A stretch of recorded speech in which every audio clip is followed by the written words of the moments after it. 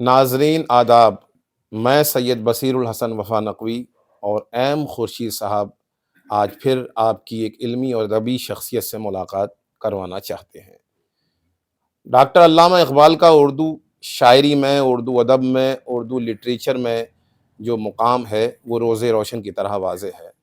ان پر قلم اٹھانے والے، لکھنے والے، میں سمجھتا ہوں کہ معمولی صلاحیتوں کے مالک نہیں ہوتے۔ ان کو سمجھنا، ان کی تفہیم آسان نہیں ہوتی۔ ہمارے لیے خوشی کا مقام یہ ہے کہ آج ہم سلسلہ دانشوران علی گڑھ کے تحت حاضر ہوئے ہیں محترم ایس یو خان صاحب کے حضور میں۔ ڈاکٹر علامہ اقبال کے فن پر ان کی 6 کتابیں منظر عام پر آ چکی ہیں، جو طلباء کے لیے بھی مفید ہیں، ادباء کے لیے بھی مفید ہیں، اور وہ لوگ جو ڈاکٹر علامہ اقبال کی شاعری پر تحقیق کر رہے ہیں ان کے لیے بھی انتہائی مفید ہیں۔ ہم ان سے بات کریں گے ڈاکٹر علامہ اقبال کے سلسلے سے، ان کے فلسفے کے سلسلے سے، ان کی شاعری کے سلسلے سے، ان کی فکر کے سلسلے سے۔ میں اس یوٹیوب چینل میں آپ کا سر استقبال کرتا ہوں محترم ایس یو خان صاحب، تہہ دل سے آپ کا استقبال ہے، اور آپ پوری دنیا ادب میں ماہر اقبالیات کے سلسلے سے پہچانے جاتے ہیں۔ اس سلسلے سے میں آپ سے پہلا سوال کرنا چاہتا ہوں کہ ڈاکٹر علامہ اقبال کا جو فلسفہ ہے وہ ان کا خود کا منتخب کردہ ہے۔ ان کے یہاں جو فلسفیانہ نکات پائے جاتے ہیں وہ اور کسی ان کے نہ ہم عصر میں پائے جاتے ہیں، نہ موجودہ دور میں پائے جاتے ہیں، نہ ان سے ماقبل۔ انہوں نے مشرقی جو تہذیب تھی، تمدن تھا، ان کو اپنی شاعری میں جگہ دی، مقام دیا، اور ایک شعر ان کا صادق اترتا ہے ان کی شاعری پر کہ دل سے جو بات نکلتی ہے اثر رکھتی ہے، پر نہیں طاقت پرواز مگر رکھتی ہے۔ مختصر طور سے میں آپ سے یہ گزارش کرنا چاہوں گا کہ ڈاکٹر علامہ اقبال کی شاعری پر آپ گفتگو فرمائیں کہ ان کی شاعری کس معیار کی ہے، کس نہج کی ہے، وہ کیا پیغام دیتی ہے اہل ادب کو، اہل سخن کو، طلباء کو، ادباء کو۔ سب سے پہلے تو میں آپ کے اس چینل کا خیر مقدم کرتا ہوں کہ یہ کئی تعلق سے جی بڑا مفید ہے، خصوصاً ان چھپے ہوئے گوشوں کو جہاں پر علی گڑھ کی سرزمین پر کچھ افسانوی، جی کچھ شعری، جی کچھ تحریری تقاضوں کو پورا کرنے کے تعلق سے جی ایک گم کردہ گوشوں میں بیٹھے ہوئے تھے۔ آپ نے ان کو منظر عام پر لانے کی کوشش کی ہے، اس کے لیے آپ قابل مبارکباد ہیں۔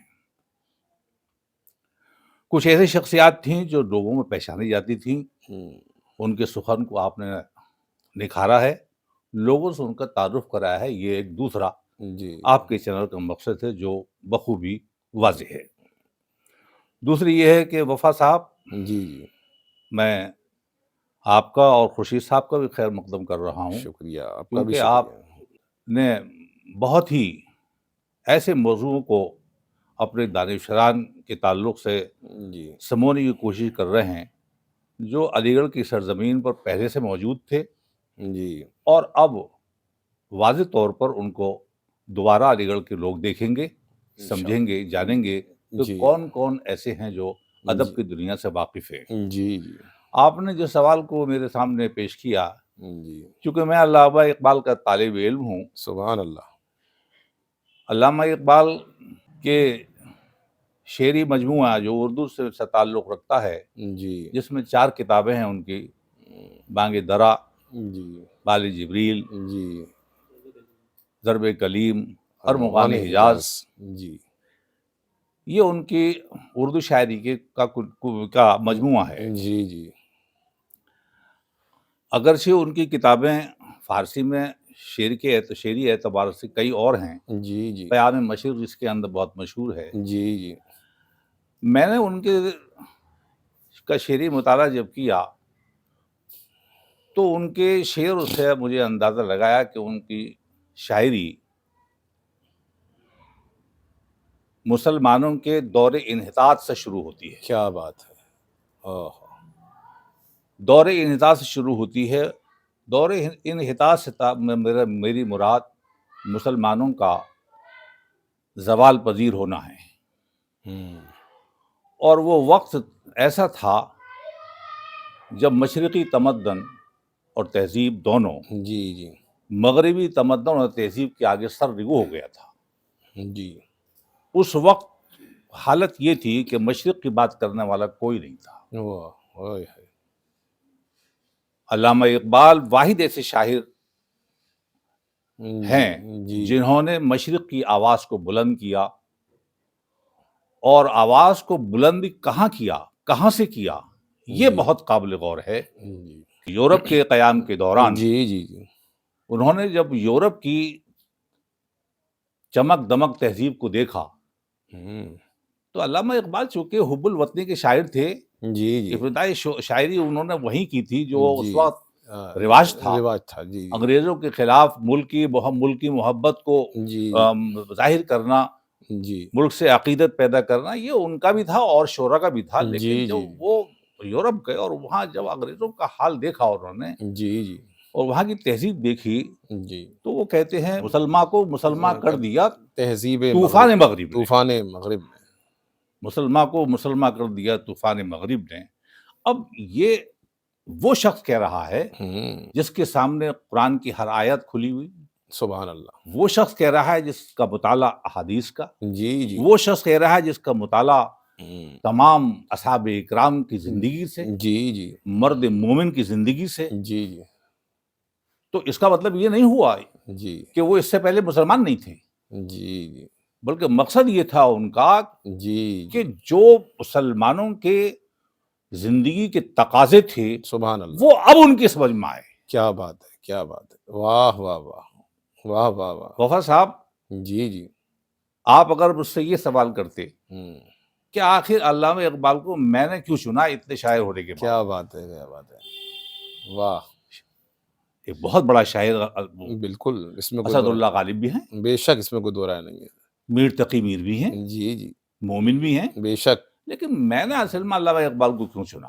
جی جی میرے انتخاب کا مقصد علامہ اقبال کو چننے کا یہ تھا واہ، کہ علامہ اقبال ہی واحد ایسے شاعر ہیں ہوں جنہوں نے اس ہوں، انحطاط پذیر ملت اسلامیہ کو واہ، بیدار کرنے کی کوشش کی بے ہے۔ شک بے کسی شک اور شاعر نے یہ کام نہیں کیا۔ بے شک صحیح فرمایا، اس لیے میں بآواز بلند جی اور بڑے خلوص کے ساتھ، بڑی محبت کے ساتھ یہ بات کہتا ہوں کہ علامہ اقبال کی شاعری تجدید ایمانی کا ذریعہ ہے۔ کیا جملہ فرمایا، واہ واہ واہ واہ واہ واہ واہ واہ، ان کی شاعری ہوں ہمارے دلوں کو ہوں، خلوص اور محبت کے ساتھ منور کرتی ہے، بے شک،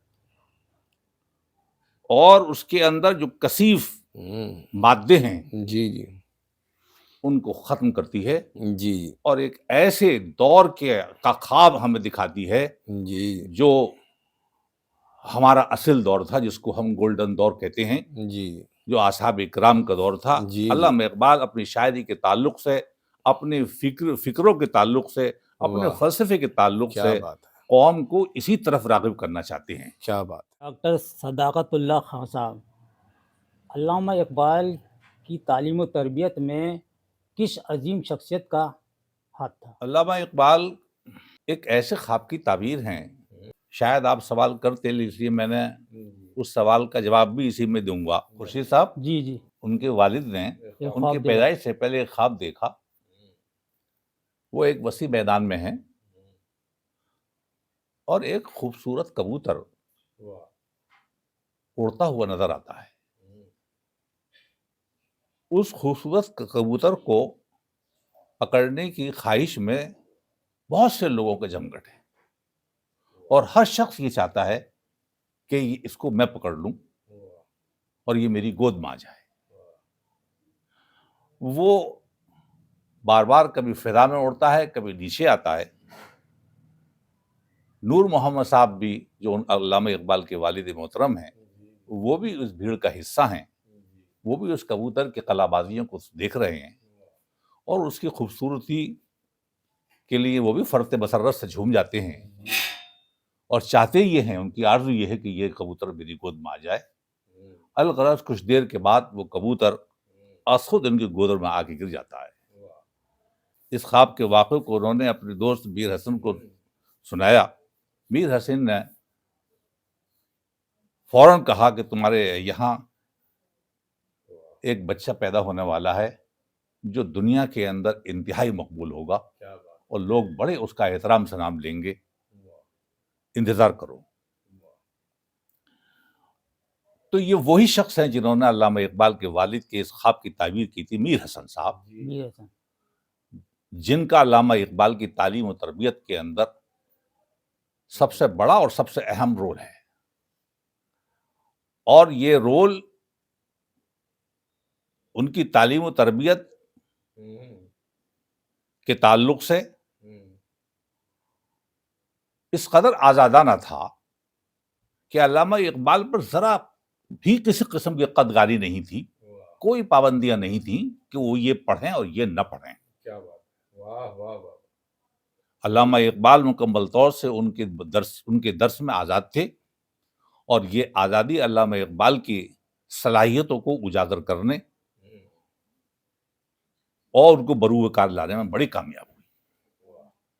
تو خورشید صاحب، میر حسن صاحب ہی وہ شخصیت ہیں جن کے ہاتھوں علامہ اقبال کی تعلیم و تربیت مکمل ہوئی۔ شاید اسی وجہ سے میر حسن کو علامہ اقبال نے سفارش کری تھی کہ ان کو شمس العلماء کا خطاب مجھ سے پہلے دیا جائے۔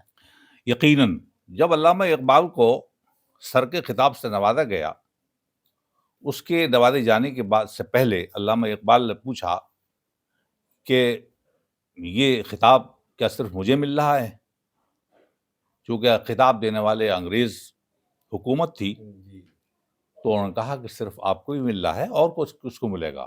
آپ کا چونکہ کام ہے، آپ نے انسانیت اور ایسے لوگوں کو نیچے سے اوپر اٹھانے کے لیے اپنے کلام کا استعمال کیا ہے، اسی سلسلے میں آپ کو یہ ایوارڈ دیا جا رہا ہے۔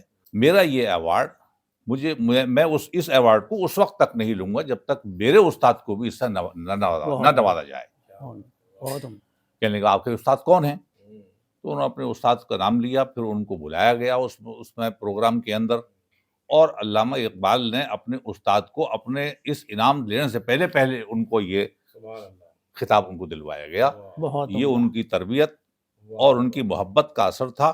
بلکہ وہ ایک جگہ یہ کہتے ہیں، ایک بات اور تھوڑا سا اس میں ایڈ کر دوں، وہ ایک سامان لیتے ہیں، علامہ اقبال کے بچپن کے دور کی بات ہے کہ وہ کچھ سامان بازار سے لے کے چلتے ہیں، اور علامہ اقبال سے کہتے ہیں کہ بھائی اسے پکڑ لو۔ وہ سامان پکڑتے ہیں وفا صاحب، چونکہ بچے تھے تو وہ بار بار رک جاتے ہیں، کبھی کہاں رہ گئے تم اقبال، آتے کیوں نہیں ہو؟ تو علامہ اقبال بولے کہ تیرا احسان بڑا بھاری ہے، تیرا احسان بڑا بھاری ہے۔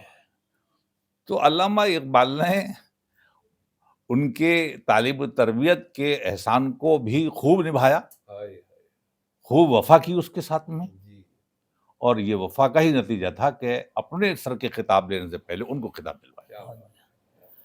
جی محترم، بہت اچھی گفتگو چل رہی ہے ہمارے ناظرین سے۔ اب میں ایک سوال اور آپ سے عرض کرنا چاہوں گا۔ ڈاکٹر علامہ اقبال نے ادب اطفالوی تصنیف کیا، بچوں کے لیے بہت اچھی اچھی نظمیں لکھیں۔ اس سلسلے سے آپ کیا کہنا چاہیں گے کہ انہوں نے جو نظمیں بچوں کے حوالے سے کہیں، اس میں تربیت کے کیا پہلو نمایاں ہیں، کیا گوشے نمایاں ہیں، کیا پیغام دیا ہے ڈاکٹر علامہ اقبال نے اطفال کو؟ علامہ اقبال چونکہ شاعر حیات ہیں، واہ کیا جملہ ہے صاحب، واہ واہ واہ واہ، شاعر مشرق اور شاعر حیات، کیا بات ہے، یہ تو رقم کرنے والا جملہ ہے صاحب، سبحان اللہ، واہ اور اس حیات کے تعلق سے واہ،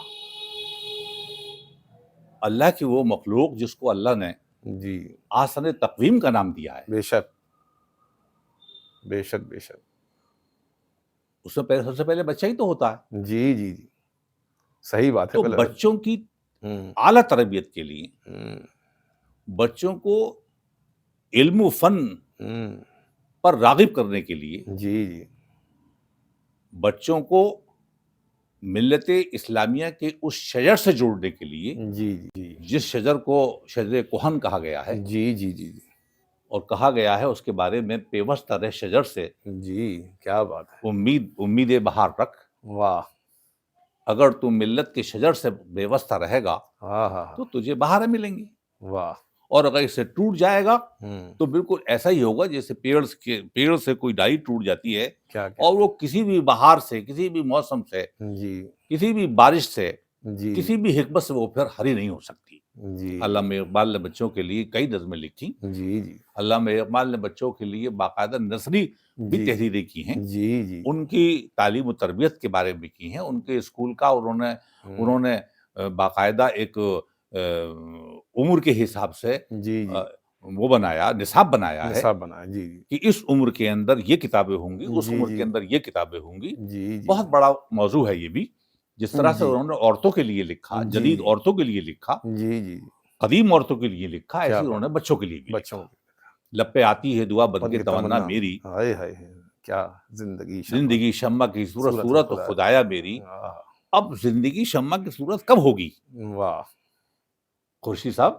واہ زندگی شمع کی صورت اسی وقت ہوگی کیا بات جب ہمارے بدن سے نیک اعمال صادر ہوں گے۔ سبحان اللہ بے شک بے شک اور علامہ اقبال کی شاعری کا پہلا اور جی اول مقصد ہوں پہم عمل ہے۔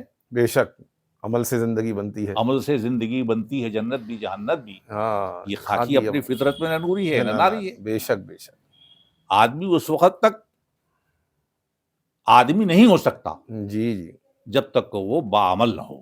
بے شک بے شک باعمل قومیں ہی زندہ رہتی ہیں بے شک بے اور شک بے عمل قومیں مردہ ہو جاتی ہیں۔ بے شک بے شک ناظرین، ایشو خان صاحب کی گفتگو آپ سنیں۔ ایشو خان صاحب، علامہ اقبال کے بارے میں حب الوطنی پر آپ کے کیا خیالات ہیں؟ ویسے تو حب الوطنی پر بہت سے شاعروں نے حب الوطنی پر نظمیں لکھی ہیں، جس میں جوش ملی آبادی بھی ہیں، فیض احمد فیض بھی ہیں، چکبست بھی ہیں، لیکن علامہ اقبال کے بارے میں آپ کا کیا خیال ہے؟ دیکھیے خورشید صاحب، علامہ اقبال کے تعلق سے میں ایک اور بات کہوں گا، وفا صاحب، انہوں نے جو کچھ بھی لکھا ہے اس میں خلوص نیت ہے۔ کیا واہ بے شک اس میں کوئی دو رائے نہیں ہے، بالکل صحیح فرمایا وہ پیشے ور شاعر نہیں ہے۔ جی جی علامہ اقبال کے کسی شعر سے یہ نہیں لگتا کہ وہ پیشے ور شاعر ہے۔ علامہ اقبال کی شاعری احترام آدمیت کا بھی ایک حصہ ہے، اور وہ احترام آدمیت ان کی شاعری میں جھلکتی ہے۔ نیا شیوالے کے حوالے سے بالکل بالکل ہائے ہائے سچ کہہ دوں ہے برہم بالکل پتھر کی مورتوں کو سمجھائے سمجھا ہے تو خدا ہے، کیا بات کیا بات خاکے وطن کا مجھ کو خاک وطن کے مجھ کو ہر ذرہ دیوتا ہے۔ واہ کتنی بڑی بات کہی ہے واہ واہ واہ خاکے وطن کا صحیح ہر بات۔ ذرہ دیوتا ہے واہ واہ اب وہ شاعر جو قرآن و حدیث کا ترجمان ہے، اس کی زبان سے یہ شعر نکل رہا ہے، واہ تو ہم یہ کہہ سکتے ہیں کہ وہ مفکر قوم ہونے کے علاوہ ایک حب الوطن بھی تھے، بے شک بے شک اور ان کی حب الوطنی ان کے ترانہ ہندی سے ہی نہیں جی بلکہ قومی بچوں کے گیت سے بھی ظاہر ہوتی ہے، بالکل رام سے بھی ظاہر ہوتی ہے، بالکل صحیح فرمایا اور رام تو ان کی وہ نظم ہے جس پر ان کے اوپر کفر کا فتویٰ آ گیا۔ ایک صاحب تھے اور وہ گئے سعودیہ، اور سعودیہ سے وہ فتویٰ لیا ہے کہ صاحب یہ تو اس کو رام چندر جی کو یہ بات کہہ رہا ہے، امام کہہ رہا ہے، امام ہند کہہ رہا ہے۔ تو علامہ اقبال کی شاعری میں حب الوطنی کا جہاں تک تعلق ہے وہ بھی ان کی خلوص نیت پر مبنی ہے، اور وہ یہ چاہتے تھے کہ حب الوطنی اس وقت قائم ہوگی جب ہندوستان کی دو بڑی قومیں آپس میں اتحاد کے ساتھ رہیں گی، اور یہ اتحاد ان کے زمانے میں ٹوٹا ہوا تھا، ان کے زمانے میں بھی ٹوٹا ہوا تھا، اور وہ اس نا اتفاقی سے اور فرقہ وارانہ سرگرمیوں سے واقعی وفا صاحب بہت عاجز تھے، اور انہوں نے فیصلہ کیا کہ میں اس ملک کو چھوڑ دوں گا، یہ ملک چھوڑ دوں گا میں، اور یہاں نہیں رہوں گا، یہ میرے رہنے کی جگہ نہیں ہے۔ لیکن پھر ان کو اوپر کوئی ایسا مطلب ہے کہ القاء ہوا ہوگا جی جی کہ وہ پھر ہندوستان میں رہے، جس طرح سے انہوں نے فارسی میں لکھنے کا آمادہ کیا، اردو چھوڑنے کا انہوں نے تہیہ کیا تھا کہ اردو میں نہیں لکھوں گا، میں اب فارسی میں شاعری کروں گا، لیکن پھر ان کو القاء ہوا کہ بھائی نہیں، پھر میرے خیالات کو پڑھے گا کون؟ کیونکہ بڑی آبادی تو ہے وہ اردو پڑھنے والوں کی تھی، کم آبادی فارسی پڑھنے والوں کی تھی. جن کا تعلق سرکاری محکموں سے تھا وہ تو فارسی پڑھتے تھے، لیکن جن کا تعلق سرکاری محکموں سے نہیں تھا، عام لوگ تھے، وہ تو اردو داں تھے. لہٰذا انہوں نے وہ بھی اپنا مطلب یہ ہے کہ خیال ترک کیا، اور ہندوستان سے باہر جانے کا وہ خیال ترک کیا، اور ہندوستان میں رہ کر انہوں نے دونوں قوموں کو سمجھایا اپنی نثری تحریروں کے ذریعے بھی اور اپنی شاعری کے ذریعے بھی کہ ہندوستان اسی وقت پھلے پھولے گا جب یہ دونوں قومیں آپس کے اندر محبت اور خلوص کے ساتھ زندہ رہیں گی. ناظرین، ویڈیو کو لائک کیجئے اور شیئر کیجئے اور چینل کو ضرور سبسکرائب کریں. ڈاکٹر صداقت اللہ خان صاحب، آپ نے اتنی کتابیں اقبالیات پر لکھی ہیں، سب سے پہلی کتاب کون سی لکھی اور اب تک آپ کتنی کتابیں تخلیق کر چکے ہیں؟ خورشید صاحب، اتنی لمبی عمر گزر جانے کے بعد جب میں اپنے آپ کو دیکھتا ہوں کہ علامہ اقبال کے شعری میدان میں میں کہاں کھڑا ہوں، کیا بات ہے، تو مجھے پتہ نہیں چلتا. ہائے ہائے، واہ، اگر میں چاہوں کہ ان کا کوئی گوہر بحر اقبال سے نکال لوں، واہ، تو اب وہ عمر کا اس مقام پہ ہوں کہ خود ڈوب جانے کا ڈر تو رہتا ہے، لیکن گوہر نکالنے کی ہمت نہیں ہوتی. کیا بات ہے، کیا بات ہے، واہ.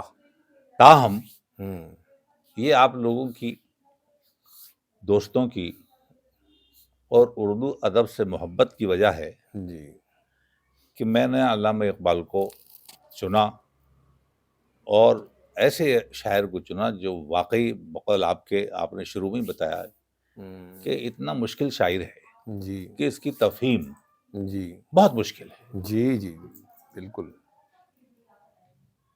لہذا میں نے، چونکہ میرے ذہن میں علامہ اقبال کی جو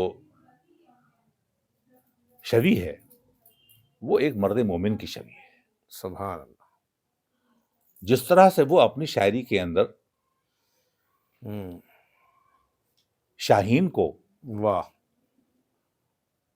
مرد مومن کی شکل میں دیکھتے ہیں، جی، اس طرح میں بھی ان کو ان کے شاعری کے تعلق سے مرد مومن کی شکل میں دیکھتا ہوں. کیا بات ہے. اور میں نے اس مرد مومن کی شاعری کو، اس کی تفہیم کو ان حضرات تک پہنچانے کی کوشش کی ہے جو طلبہ ہیں، واہ، اور ان سے اس مشکل شاعر کو سمجھنے میں ہمیشہ مطلب دوسروں کے طلبگار رہتے ہیں، جی، اور بعض نظموں کی جو تفہیم ہے وہ ان کو نہیں ملتی. جی جی پہلی میری کتاب بحر اقبال کے چند گوہر ہیں. جی، اس چند گوہر کے اندر 20 نظموں واہ، کا میں نے مطالعہ کیا ہے. سبحان اللہ. اس 20 نظموں میں ساری نظمیں ایسی ہیں جن میں ایک نظم کو میں نے 4 حصوں میں تقسیم کیا ہے. واہ، پہلے نظم کے مشکل الفاظ کی تفہیم ہے، جی، پھر اس نظم کا بیک گراؤنڈ ہے، پھر ہر شعر کا ترجمہ ہے، واہ، اور پھر ہر اس نظم کا خلاصہ ہے آخر. واہ واہ، تو یہ تقریباً 300 پیج کے آس پاس وہ کتاب ہوگی. بہت اچھا. اور آخری جو نظم ہے وہ ابلیس اور جبریل کے نام سے ہے. جی، وہ اس کو میں نے ضرور اس لیے لکھا تھا کہ یہ امت سمجھے جی، کہ ہزاروں سال کا عابد، جی، ہزاروں سال کا عابد ایک ذراز سجدے کے نہ کرنے پر ہاں ہاں ہاں، کیسے شیطان بن گیا. جی جی، اور اس کا وہ عمل ہمارے لیے قابل احترام بھی ہے. کون سا؟ وہ اس کی انا، وہ اس کی خودی کا عرفان. اس نے خودی کے عرفان سے اپنے آپ کو غرق کر لیا. علامہ اقبال خودی کے عرفان سے اللہ کے حضور میں لوگوں کو پہنچانا چاہتے ہیں. واہ. تو دوسری کتاب علامہ اقبال کی فکری ترجیحات کا منظرنامہ. واہ. تیسری کتاب علامہ اقبال کی تفہیم میں فطرت کی جلوہ گری. چوتھی کتاب علامہ اقبال کی عصر حاضر میں افادیت، واہ واہ 5ویں کتاب اقبال کی انقلابی آواز، واہ، اور 6ٹھی کتاب علامہ اقبال اور خضر اور حضرت خضر۔ کیا بات ہے، کیا بات ہے۔ یہ ہماری کتابیں ہیں، اور 7ویں کتاب غالباً جو علامہ اقبال سے تعلق نہیں رکھتی، وہ اردو ادب سے تعلق رکھتی ہے، گلدستہ ادب اردو کے نام سے ہے۔ واہ واہ۔ ناظرین، ابھی آپ سماعت کر رہے تھے عالی جناب ڈاکٹر صداقت اللہ خان صاحب کو، جنہوں نے ڈاکٹر علامہ اقبال پر بہت خوبصورت گفتگو کی، بہترین گفتگو کی، انتہائی قیمتی گفتگو کی۔ خاص طور سے آپ نے ڈاکٹر علامہ اقبال شاعر مشرق کو شاعر حیات کہہ کر پکارا۔ میں سمجھتا ہوں کہ یہ جملہ ان کا رقم کرنے کے لائق ہے، اور یہ جملہ تاریخ میں انہیں بھی زندہ رکھے گا اور ڈاکٹر علامہ اقبال کی تفہیم کو بھی آسان ترین کرتا رہے گا۔ ہم انشاءاللہ پھر آپ سے کسی علمی و ادبی شخصیت کی ملاقات کروائیں گے۔ فی الحال کے لیے آپ سے اجازت، اور اجازت سے پہلے آپ سے گزارش کہ اگر آپ کو یہ پروگرام پسند آیا ہو تو اس کو لائک کریں، شیئر کریں، اور اپنے کمنٹس، اپنے خیالات سے ضرور نوازیں۔ آپ کے خیالات، آپ کے کمنٹس ہمارے لیے تحریک کا باعث ہوتے ہیں۔ بہت شکریہ۔ خدا حافظ۔